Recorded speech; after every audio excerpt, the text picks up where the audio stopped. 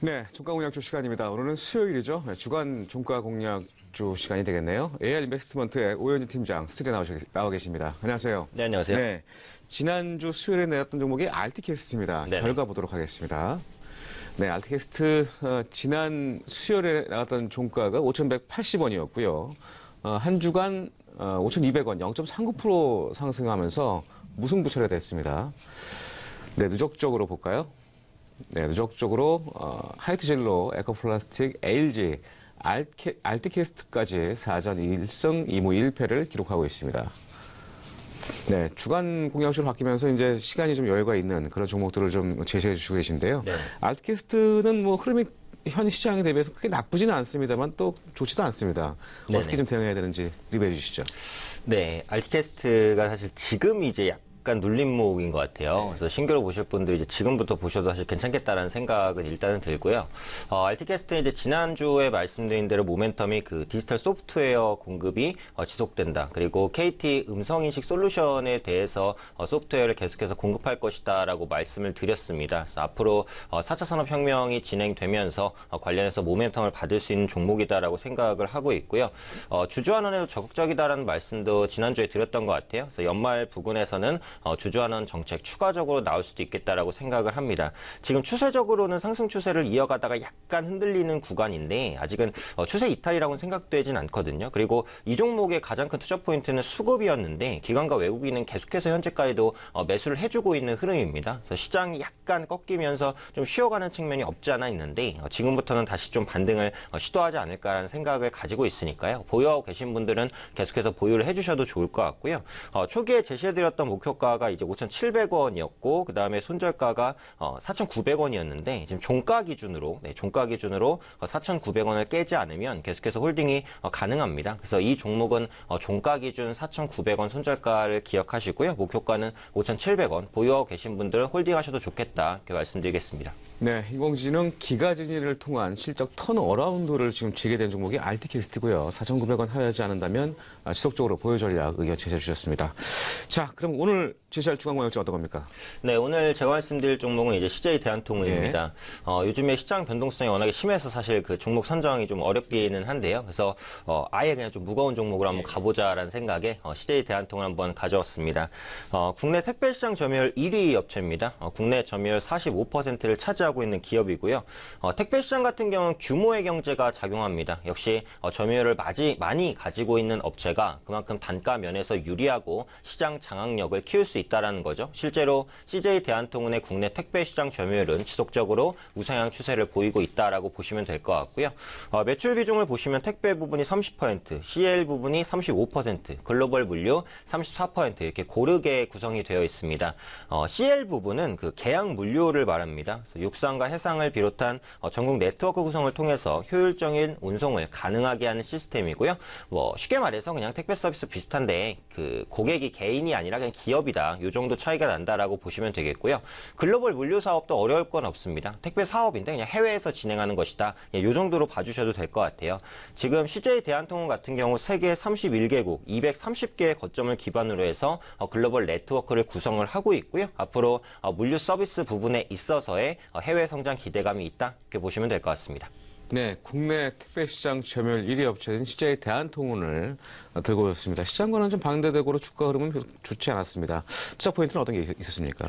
네, 일단 크게 네 가지 정도로 제가 구분을 해봤는데요. 네. 첫 번째는 국내 택배 시장이 구조적인 성장 기조를 보여주고 있다라는 겁니다. 국내 택배 시장은 연평균 10%대의 성장을 보이고 있습니다. 물론 앞으로는 성장률이 조금 줄 것 같아요. 한 7, 8% 정도 성장일 것 같은데 그래도 요즘에 그 모바일 쇼핑이 크게 증가하고 있고요. 모바일 쇼핑은 사실상 24시간 쇼핑이 가능한 체제가 됩니다. 그만큼 주문량이 늘어난다고 보시면 될 것 같고 또 요즘에 그 간편 결제가 확대가 되고 있죠. 이러면서 주문의 편리성이 높아지는 부분도 추가적인 택배 그 시장 성장을 가능케 하는 요인이다라고 보시면 될 것 같습니다. 그래서 요즘에 그 유통업체들이 온라인 부분에 힘을 주고 있는 부분 역시도 택배 시장의 성장 가능성을 열고 있다고 보시면 되겠고요. 두 번째로는 택배 단가 경쟁이 좀 마무리 구간에 진입했다라는 겁니다.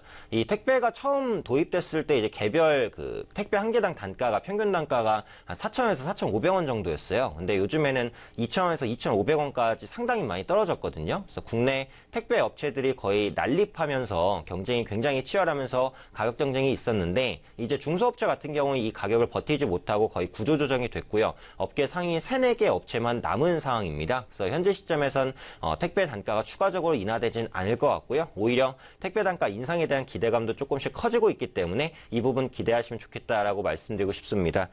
세 번째로는 이제 내년에 그 곤지암 택배터미널이 오픈이 됩니다. 그래서 내년에 그 곤지암 택배터미널이 오픈이 되면서 인건비가 크게 절감될 것으로 보여지고 있고요. 후발주자와의 격차를 좀 더 벌릴 수 있을 것으로 예상이 되고 있습니다. 이 창고 관리 부분에서 이제 제품 발송까지 일원화된 서비스가 가능해지거든요. 그래서 곤지암 터미널 오픈 시점에서 그 당일 배송에도 강점을 가져갈 수 있기 때문에 다른 업체의 우위 요인이다라고 보시면 될 것 같고요. 이 곤지암 터미널은 수도권에 좀 근접해 있습니다. 그래서 입지 면에서도 좀 유리하기 때문에 이런 부분에 의한 기대감도 가져갈 수 있겠다라고 생각하고 있고요. 끝으로 말씀드릴 부분은 각국 물류업체를 인수하면서 성장에 대한 발판을 마련하고 있다는 겁니다. 글로벌 M&A에 아주 적극적으로 진행 중입니다. 그래서 올해 4월에는 인도 수송업체인 다스를 인수했고요. 이를 통해서 향후 자동차 물류 사업을 확대시킬 것으로 기대되고 있습니다. 또 말레이시아 물류기업인 센츄리 로지스틱스도 인수를 했고요.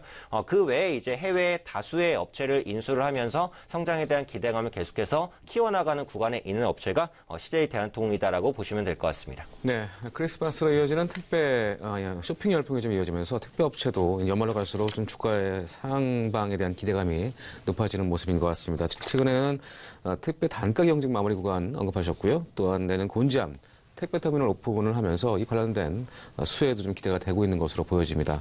자, 실적 전망치 말씀해 주시죠. 네, 일단 실적은 좋습니다. 네. CJ 대한통운 계속해서 양호한 실적을 냈던 기업이고요. 올해도 변함은 없을 것 같아요. 그래서 올해 매출액 한 7조 원, 영업이익 2,400억, 당기순이익 620억이 전망이 됩니다. 전년비 매출액 15% 그리고 영업이익은 8% 수준 개선되는 것이고요. 아마 이 추세를 당분간은 이어가지 않을까라는 생각을 가지고 있습니다. 매년 견조한 매출과 영업이익 성장세가 지속되고 있고요. 3분기 영업이익도 전년 동기 비 4% 정도 증가한 것으로 나타나고 있습니다. 사실 밸류 부분에 있어서는 근데 약간 좀 높긴 해요. 그래서 올해 예상 실적 대비 PER 밸류가 한 50배 수준에서 형성이 돼 있고 PBR은 1.1배 수준입니다. 이게 아까도 말씀드렸듯이 성장에 대한 부분이 지속되고 있고 해외 업체도 M&A 하다 보니까 기대감이 원래 많이 반영이 돼 있었어요. 근데 CJ 대한통운이 최근에 지속적인 주가 조정을 보이면서 과거 PER이 한 100배까지도 육박했던 그 고밸류가 지금 50배 정도까지 떨어진 것이다. 이렇게 봐주시면 될 것 같고요. 현재 부채 비율 한 110%, 유보율 2,400% 정도, 안정성은 당연히 강력하다라고 보시면 되겠고 매년 2천억 수준의 영업활동 현금이 꾸준히 유입되고 있는 기업입니다. 그래서 펀더멘털적으로는 튼튼한 기업이고 성장도 이어지고 있다고 보시면 될 것 같습니다. 네, PER은 고평가 의견 주셨고요. 3년 평균 PBR이 한 1.5배 정도 되니까 PBR로 연결시켜도 되겠습니까? 네, 맞습니다. 예, PBR은 좀 낮은 위치에 있습니다. 예, 알겠습니다. 지금 현재 PBR은 1.2배 정도 수준이니까 3년 정도 평균에 비하면 낮네요. 네네, 예. 맞습니다. 목표가와 손절가 설정해 주시죠. 네, 그래서 CJ 대한통운은 이제 그 바닥 턴어라운드 주로서 한번 말씀을 드려야 될 것 같아요. 그래서 이전 고점 대비 계속해서 하락이 있었는데 이 종목이 나빠서 떨어진 건 아닙니다. 아까 말씀드렸던 그런 고밸류에 대한 우려감이 있었고 가격 조정이 충분히 거쳐졌다라고 생각을 하고 있기 때문에 현재가 한 15만 4천 원 부분, 오늘 종가 부근에서는 매력적이다라고 생각을 하고 있고요. 오늘 종가 부근에 매수하시게 됐을 때 목표가는 한 16만 7천 원 정도 잡아보도록 하겠습니다. 사실 이 정도면은 이제 일주일에 달성 가능한 만한 수준은 좀 아니기는 해요. 근데 어쨌든 지금 상황에서 좀 안정성을 위주로 종목을 한번 설정해 봤고요. 손절 라인은 14만 5천 원, 역시 손절 라인도 조금 여유 있게 잡겠습니다. 이 종목 대형주이기 때문에 좀 편하게 쉽게 매매하실 분들이 관심 가지시면 좋겠다, 이렇게 정리해 드리겠습니다. 네, 최근에 기관도 매수가 좀 유입되는 모습을 보여주고 있고요. 바닥권에서 좀 턴하는 그런 초기의 모습을 좀 보여주는 것 같습니다. 목표가 16만 7천 원 제시해주신 거 참고하시고 대응하시면 좋겠습니다. 네, 지금까지 종가공략주 AR 인베스트먼트의 오현희 팀장이었습니다. 고맙습니다. 네, 감사합니다. 네.